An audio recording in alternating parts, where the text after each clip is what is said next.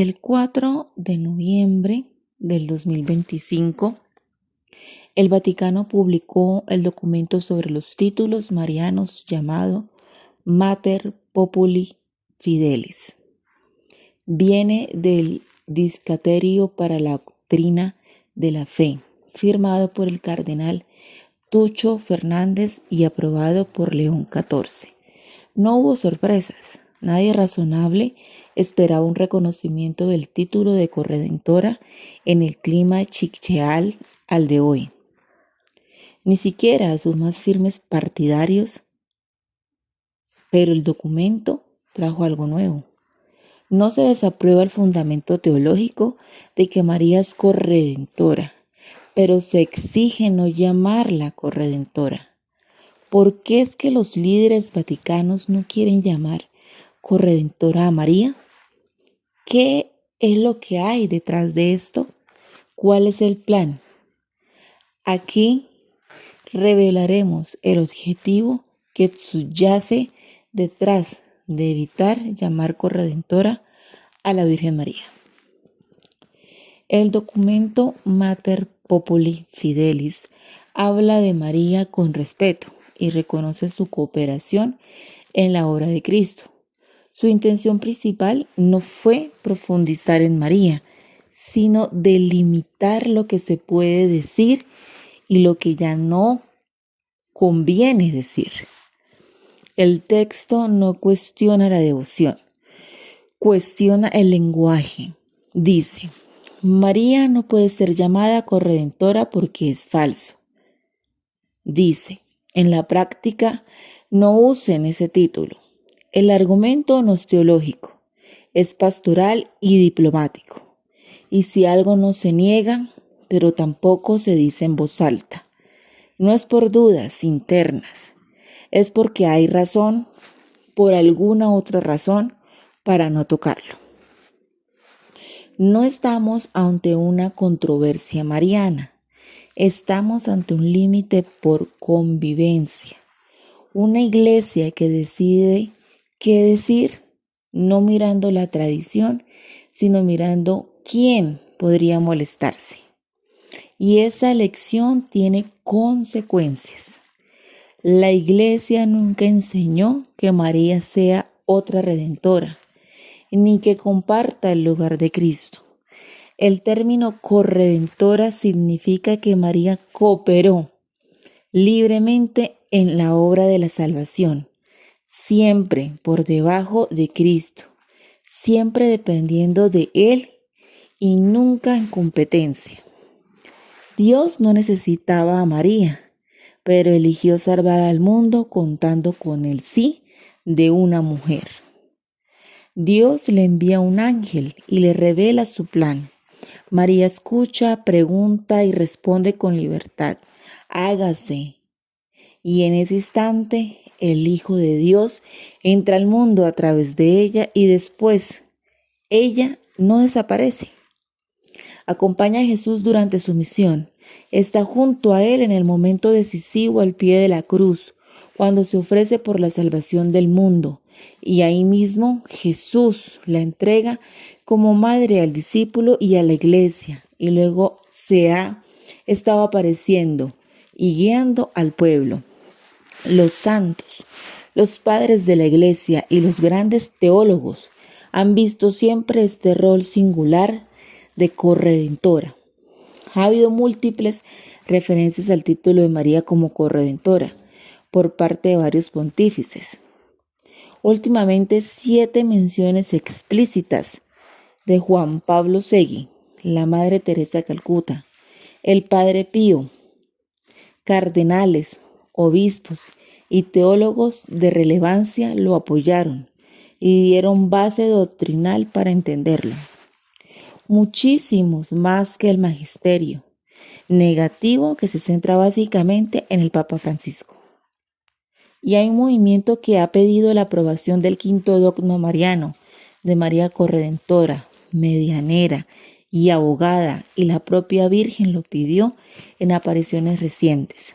En Ámsterdam, la Señora de todos los pueblos se apareció a Ida Pierdman entre 1947 y 1959, y dijo que quería ser reconocida como corredentora, medianera y abogada, que ese título venía de Dios para este tiempo, que la Iglesia debía proclamarlo como dogma y que cuando esto sucediera llegaría una gracia especial para el mundo, una verdadera paz y se evitarían grandes sufrimientos para la humanidad.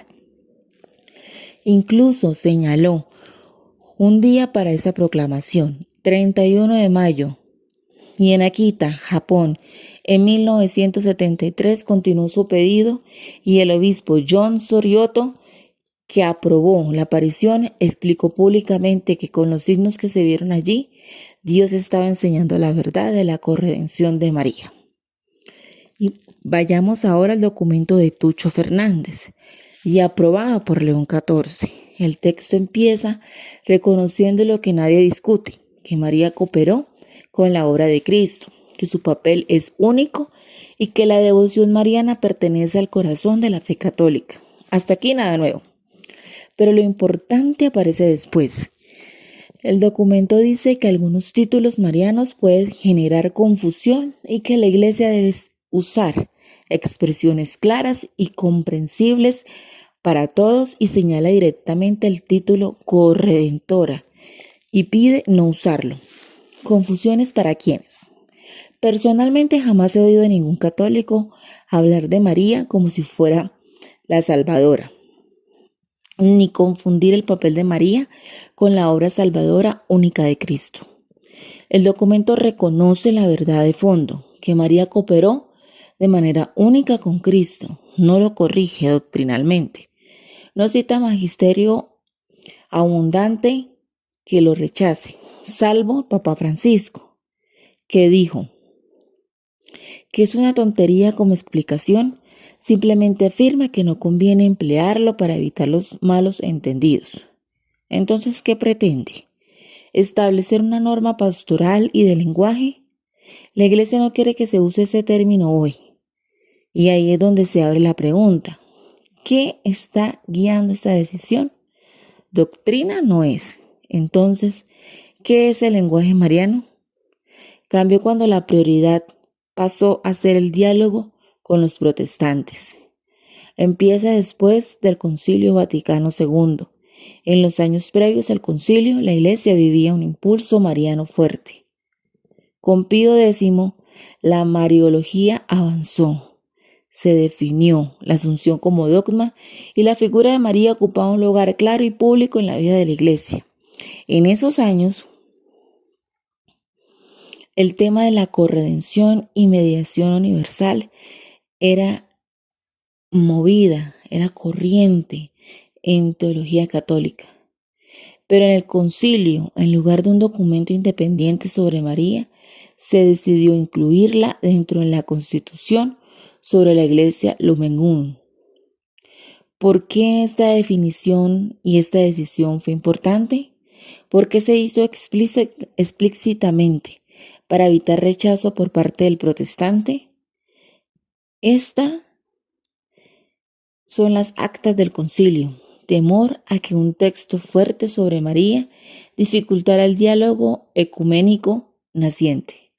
Y desde ese momento la línea fue clara: mantener la doctrina, moderar el lenguaje, evitar definiciones marianas nuevas.